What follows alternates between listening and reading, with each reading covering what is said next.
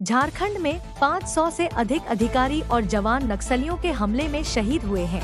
उनकी शहादत का बदला लेने की दिशा में बड़ी सफलता मिली है। झारखंड के डीजीपी अनुराग गुप्ता ने कहा कि आज हमने 2 नक्सलियों को मार गिराकर उनके बलिदान का बदला लिया है। डीजीपी अनुराग गुप्ता ने यह बातें बोकारो में पत्रकारों से बातचीत के दौरान कही।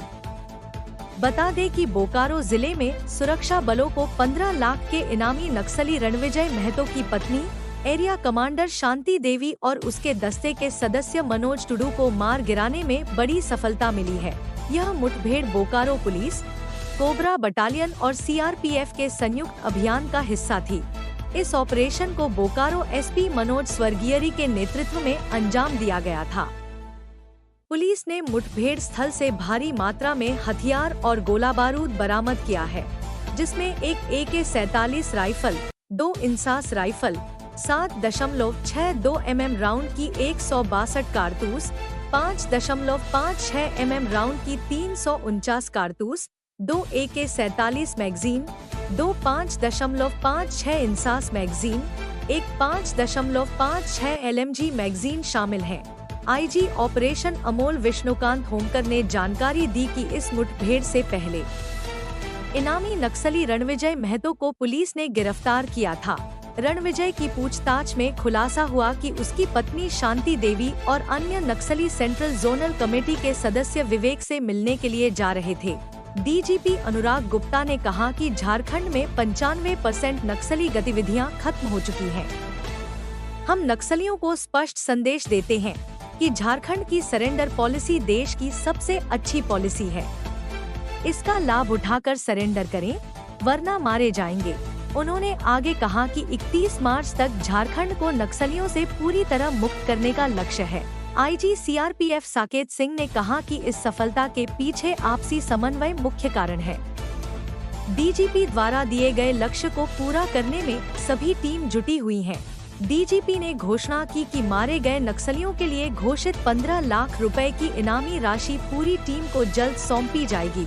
आम लोगों के बीच यह कार्रवाई झारखंड को नक्सल मुक्त बनाने की दिशा में एक और बड़ी सफलता मानी जा रही है।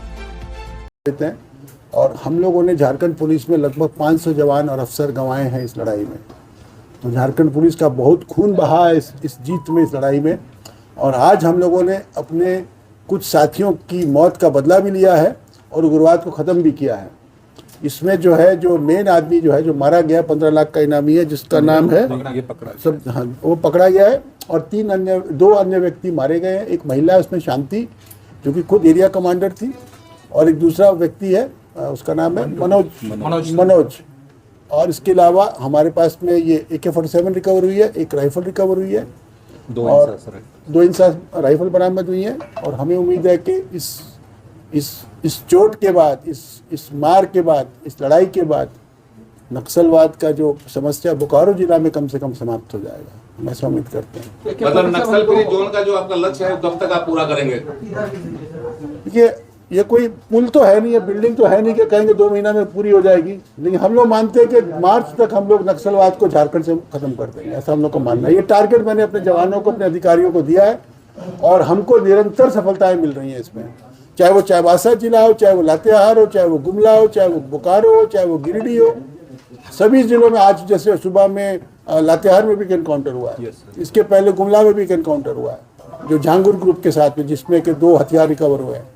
तो एक हमारी जो रणनीति है, हमारा जो इंटेलिजेंस इंफ्रास्ट्रक्चर है, जो सामने नजर नहीं आता लोगों को, लेकिन जिसका व्यापक पहुंच नक्सलियों के गढ़ तक है।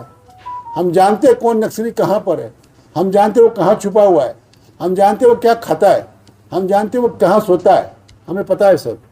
इसीलिए हम सबसे अपील भी करते हैं कि मरने से अच्छा है कि सरेंडर करो। जो पैसा तुम्हारे ऊपर इनाम घोषित है वो खुद प्राप्त करो। झारखंड राज्य की सबसे सुंदर सरेंडर पॉलिसी है पूरे देश में। इस सरेंडर पॉलिसी का लाभ उठाओ, मुख्य धारा में आओ। तुम्हारे 95% तुम्हारे साथी और सपोर्टर्स या तो मारे गए हैं या खत्म हो चुके हैं, जेल के सलाखों के पीछे हैं।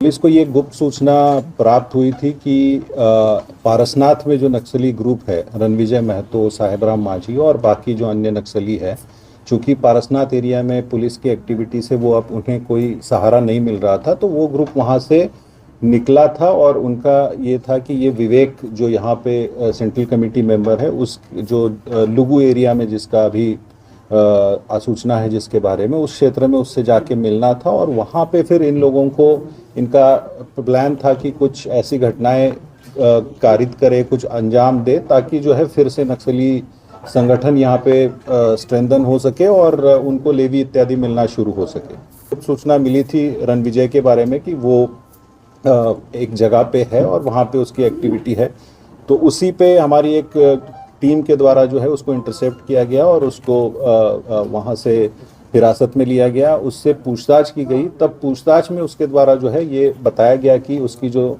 बाकी बची हुई जो टीम है, जिसमें कि आज जैसे ये जो मारे गए मनोज हो या शांति है या अन्य लोग हैं जो जहाँ पे उनका ठिकाना है, उसके बारे में बताया गया। तो इमीडिएटली जो है एक संयुक्त टीम जिसमें कि कोबरा 209 सीआरपीएफ की टीम और बोकारो पुलिस जिसमें एसपी बोकारो खुद लीड कर रहे थे और सीआरपीएफ के भी 2 डिप्टी कमांडेंट ब्रजेश लीड कर रहे थे, उस टीम के द्वारा इमीडिएटली उस सूचना के आलोक में जो है प्लान किया और रात में ही ये ऑपरेशन को एग्जीक्यूट किया। जैसे ही सुबह जो लोकेशन मिला था वहाँ पे टीम पहुँची तो नक्सलियों के द्वारा फायरिंग शुरू की। जैसे ही पुलिस पे जो जॉइंट फोर्सेस थे फायरिंग आई तो इन्होंने भी उसका जवाब दिया और जब फायरिंग रुकी तो एरिया को सर्च किया गया तो उसमें 2 जो है नक्सली मृत पाए गए जिनके डिटेल्स आपको बताए गए हैं। वहाँ से उनके पास से एक AK-47 और 2 इंसास राइफल बरामद की गई है, जिसमें कि एक AK-47 रणविजय की होने की बात अभी तक आई है। ये प्रिलिमिनरी इन्फॉर्मेशन है, इसको और सत्यापन किया जा रहा है और भी फर्दर इसमें ये किया जा रहा है। इसके अलावा भी जो नक्सली वहाँ से भागने की बात आई है उसमें एक आध नक्सली को गोली लगने की बात सामने में आ रही है। अभी इसका सत्यापन किया जा रहा है और उस क्षेत्र में लगातार अभी सर्च अभियान जारी है, वहाँ पे हम लोग सर्च भी कर रहे हैं। और जहाँ तक विवेक की टीम का है सवाल है तो उस टीम से को पहुंचने से पहले या मिलने से पहले ही इस टीम ये दस्ता जो इंटरसेप्ट हुआ है, उस टीम के खिलाफ भी हमारा अभियान जो है सीआरपीएफ के साथ में मिलके लगातार जारी है। और ये ऑपरेशन जो है परफेक्ट एग्जांपल है आपस का कोऑर्डिनेशन का, सीआरपीएफ और जो स्टेट पुलिस के बीच में कोऑर्डिनेशन है। इन्फॉर्मेशन मिलता है, इन्फॉर्मेशन शाम में आता है, उसके बाद आप सुबह तक 15 से 20 किलोमीटर तक पैदल चलते हैं। पूरी की पूरी टीम 2 अलग अलग जगह से आकर के एक जगह पर मिलती है और उसके बाद फिर ऑपरेट करके सुबह सुबह सक्सेस दे देती है। मैं विशेष रूप से एसपी साहब को बधाई देना चाहूँगा और आप लोग की जानकारी के लिए बताना चाहूँगा कि एसपी इस ऑपरेशन को खुद लीड कर रहे थे। शायद पता नहीं आप लोग को इस चीज़ की जानकारी है कि नहीं, लेकिन एसपी खुद इस ऑपरेशन को लीड कर रहे थे। हमारे तरफ से एक डिप्टी कमांडेंट लीड कर रहे थे।